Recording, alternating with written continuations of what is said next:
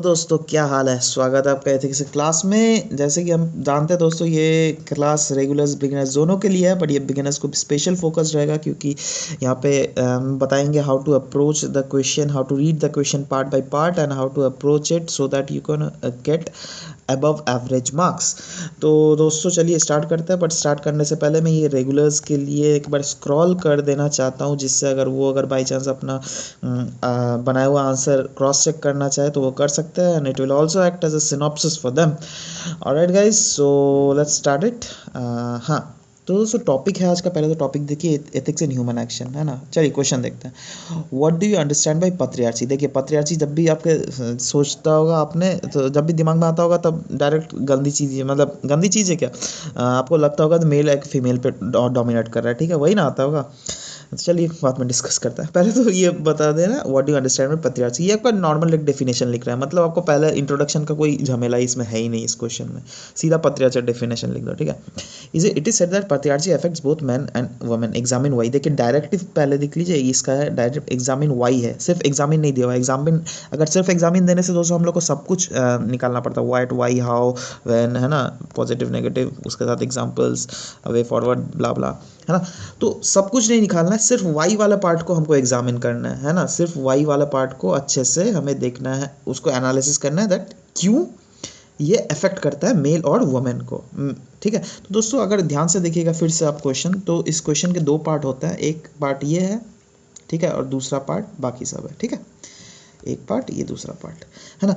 अब देखिए पहला आपको पैट्रियार्ची का डेफिनेशन लिखना पड़ेगा, है ना, विदाउट एनी इंट्रोडक्शन। कोई टेंशन नहीं है अभी इंट्रोडक्शन का, बहुत खुशी हो रही है ना।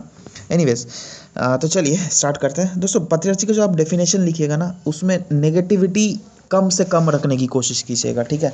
क्योंकि अब अगर पैट्रियार्ची का डायरेक्ट डेफिनेशन दे दिया दैट मैन एक्सप्लॉइट वुमेन, है ना, ये नेगेटिविटी आ जाता है ना। ये नेगेटिविटी आपको देना नहीं है। देखिए पैट्रियार्ची क्योंकि सब समय नेगेटिव चीज़, गंदी चीज़ ही नहीं होती, कभी कभी ये कुछ किसी सिचुएशन में ये पॉजिटिव चीज़ें भी आती है ना। व्हेन द मेंस दिमाग इज क्लियर। आई मीन जब एक सोचिए एग्जांपल ले रहे हैं दैट एक राम का घर पैट्रियार्चल है, but since Ram is also having a bit patriarchal attitude, but still he is having that same respect for women, है ना। तो दैट उस सिचुएशन में वो पैट्रियार्ची इज गुड, ठीक है। तो इसलिए मैं बोल रहा हूँ जब भी इसका डेफिनेशन लिखेगा डायरेक्ट नेगेटिविटी नहीं डालिएगा दैट एक्सप्लॉइट्स वुमेन, है ना, वैसा बिल्कुल नहीं, बिल्कुल डिप्लोमेटिक आंसर लिखना है आपको। Excuse me. तो चलिए स्टार्ट देखें कैसे लिखा है मैंने आंसर। देखिए it is a form of gender based organisation, है ना, organisation, social organisation, gender based ही ना। और हम ये क्या, मेल फीमेल क्या है, एक सोसाइटी का ही ना हिस्सा है। तो जेंडर बेस्ड सोशल ऑर्गेनाइजेशन जहाँ पे मेल को फैमिली हेड माना जाता है, ठीक है। ये एक नॉर्मल, आपने गलत शो नहीं किया that you know that male is exploiting, आपने ऐसे कुछ नहीं लिखा, आपने नॉर्मल लिखा है, ठीक है। दिस इज फैक्ट, जहाँ पे मेल को फैमिली हेड माना जाता है।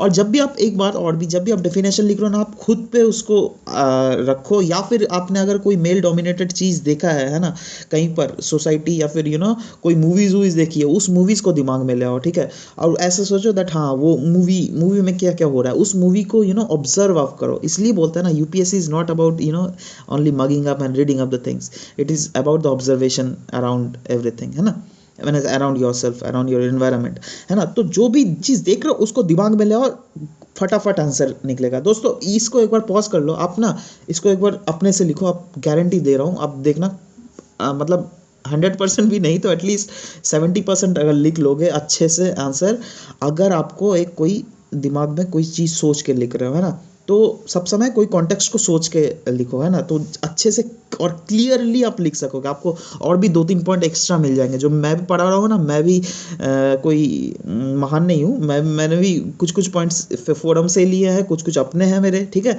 तो ये डेफिनेशन, ये चलिए अभी डेफिनेशन हम फालतू डिस्कशन बाद में करते हैं। And it also it resonates a male favoured attitudinal decision. कोई भी अगर पैट्रियार्ची जो है ना, वो जो डिसीजन जो देता है पैट्रियार्ची सोशल ऑर्गेनाइजेशन में, जो डिसीजन लिया जाता है, वो सब समय मेल फेवर्ड एटीट्यूड को दर्शाता है ना। सिंपल देखिए, यहाँ पे कोई ओल झलोल मैंने लिखा नहीं है दैट एक्सप्लॉइट कर रहा है। और सिंपल अगर आप एक एग्जांपल देखिए, ये दे भी सकते हो नहीं भी दे सकते हो, दे दिया तो बहुत ज़्यादा अच्छा है ना। That title is tracked in male line, है ना। कितना अच्छा एग्जाम्पल है। आप ऐसा, आप लोग ऐसा सोचते हैं ना, एग्जाम्पल भी लोग कैसा सोचेंगे मैं आपको बताता हूँ, है ना। मूवी में जैसे बोले मूवी का सोचना, तो लोग लिख देते हैं दैट मेल मर्द लोग अपनी औरत को दारू पी के मारते हैं, दैट इज ऑल्सो, है ना, मारना वारना फटकारना, दिस इज ऑल्सो में।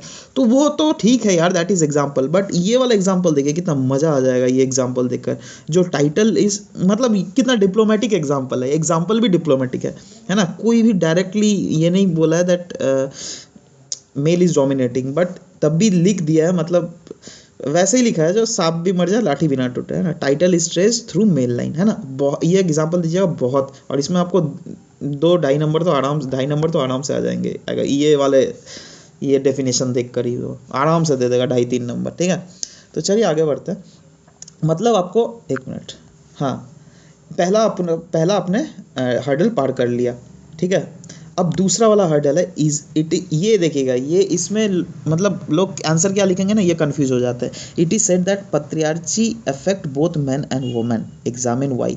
देखिए एग्जामिन वाई मतलब क्यों पत्रियार्ची अफेक्ट करता है मैन को, क्यों पत्रियार्ची अफेक्ट करता है वुमेन को, ठीक है। तो क्यों पत्रियार्ची अफेक्ट करता है मैन को, उसका आंसर देखिए, लो का फोरम में आंसर पढ़िएगा और ये आंसर सब मिलाइएगा, ठीक है। देखिए क्यों अफेक्ट करता है ना, क्योंकि मेल मेल लोगों के ये एटीट्यूड, एरोगेंट एटीट्यूड आ जाता है मेल लोगों पे, ठीक है। क्यों करता है, क्योंकि मेल लोगों पे पत्रियार्ची से एक एरोगेंट एटीट्यूड आ जाता है, देख रहे हैं। मतलब ये पूरा आपका आंसर हो गया। अब क्यों आता है वो चीज़ आप अगर चाहो, मतलब चाहो क्या, लिखना ही चाहिए, नहीं तो आपको पॉइंट्स नहीं मिलेंगे ना, है ना। तो ये मेल पे एरोगेंट एटीट्यूड लाता है, कैसे लाता है, फॉल्स नोशन ऑफ सुपीरियरिटी, है ना दोस्तों। अब अब आप रिलेट करो, कोई सोचो मेल डोमिनेटेड कोई चीज़, खप पंचायती सोच लो, है ना। वो देखिए फॉल्स नोशन ऑफ सुपीरियरिटी, उन लोग को पास सुपीरियरिटी मतलब लगता है ना वो हम ही लोग सर्वे है ना। मैस्कुलिनिटी लोग दिखाता है, we have powers, so we dominate the society, ठीक है, मैस्कुलिनिटी, हाँ। And at the same time ये सब अगर होगा, अगर सोचिए सुपीरियरिटी मैस्कुलिनिटी आप पे है ना, तो आपका रिलेशन स्पाउस के साथ बहुत गंदा हो जाएगा। मतलब ये तो अफेक्ट है, मतलब क्या अफेक्ट करता है, how it affect the male, ये हो गया। क्यों कैसे अफेक्ट करता है ना, ये हो गया, destabilises the relation with spouse, and ये वाला, ठीक है। तो एक ही पॉइंट में आप दो एस्पेक्ट रख दिया आपने। मतलब बताइए, एक पॉइंट में अगर आप 2 एस्पेक्ट रख रहे हैं तो आपको मार्क्स कैसे नहीं मिलेगा। 2-2 नंबर के पॉइंट्स ही सब बन जा रहे हैं ये तो, ठीक है। अब फिर देखिए दूसरा पॉइंट भी देखिए, फिर से पूछा, याद कीजिए क्वेश्चन क्या पूछा गया था, हाउ इट अफेक्ट्स, 1 मिनट, देखिए क्वेश्चन फिर से पूछा गया था, वाई पत्रियार्ची अफेक्ट्स मैन, क्यों अफेक्ट करता है मैन को। अब दूसरा पॉइंट ध्यान से देखिएगा, क्योंकि it deprives the man from expressing his emotions, है ना। ये भी, ये आप देखें, आपको लग रहा है ये क्यों अफेक्ट करता है, तो इसका आंसर क्या होगा, है ना। ये इसका मैंने पूरा आंसर नहीं लिखा है एक्चुअली में, ये इसके इस पॉइंट से मैं ये बताना चाहता हूँ आपको दैट ये मतलब इस पत्रियार्चल एटीट्यूड से एक इंसान, जो एक मर्द अपने इमोशंस को बाहर निकाल नहीं पाता है ना। और अगर आपको पता होगा तो रिसेंटली शायद कोई रिपोर्ट आया था, मुझे वो रिपोर्ट याद नहीं आ रहा है, उस रिपोर्ट में लिखा हुआ था दैट यू नो जो घर के जो मर्द है वो लोग ज़्यादा हार्ट अटैक करते हैं, तो क्या रीज़न है ना। So patriarchy is also a reason behind that दोस्तों, इसका आप एग्जाम्पल भी लिख सकते हो, है ना। रिसेंट मतलब कोई एक्सपर्ट रिपोर्ट में जहाँ पर ये पाया गया था that mens die more due to heart attack than women is also a reason of patriarchal society, ठीक है। क्योंकि उन लोग को सिखाया जाता है तो आप रो नहीं सकते हो, तो उसका इमोशंस बाहर नहीं निकल जाता, वो भीतर में रह जाता है, तो वही दम घुट के मर जाते हैं वो लोग, है ना। सो ये रियल लाइफ टाइम एग्जांपल है दोस्तों, रियल टाइम एग्जांपल दोगे ना, ऐसे एग्जांपल यूजुअली कोई मिलेगा नहीं आपको कॉपी में, दूसरों को कॉपी में, तो आपको कैसे आपको 2 नंबर ये सब एग्जाम्पल में नहीं देगा, बताइए दोस्तों, ठीक है। आपको 2-2 पॉइंट अच्छे तगड़े स्ट्रांग दोस्तों। जो लास्ट पॉइंट जो मैं बताने जा रहा हूँ, जो क्या मेल वाला मेल है मतलब पत्रियार्चल वाला है, उसमें है, it shows the wrong direction to the future generation men, ठीक है, फ्यूचर जनरेशन। सोचिए आपके पापा अगर वैसे कर रहे हैं तो आपको भी एक इम्पैक्ट पड़ेगा, यार पापा तो मम्मी के साथ ऐसे कर रहा है, तो मैं क्यों ना अपनी बीवी के साथ करूं, मैं क्यों ना अपने बच्चों के साथ करूं, है ना। और वही लीड कर रहा है क्राइम पे दोस्तों। वह उसी दिल्ली में इतने निर्भया जो रेप केस का कन्विक्ट का जो आपने लाइक एटीट्यूड देखा था जब उसको लाइक एक जो इंटरव्यू हुआ गया था, तो उसी में उसका एटीट्यूड पता चला गया था। उसने क्या बोला था याद है आपको? उसने बोला था दैट अगर लड़कियां इतनी छोटी कपड़े पहनेंगी तो लड़कों ऐसे काम होगा ही, है ना। सोचिए दिस इज द आप, और आप सोच रहे हैं ये एग्जाम्पल लिखूं क्या ना लिखूं, ये हो जाएगा मतलब बहुत अजीब टाइप का एग्जाम्पल है ना। तो आप लिख सकते हो, बिल्कुल लिख सकते हो, आप टेंशन मत लो, जो फैक्ट है वही ना आप दे रहे हो यार।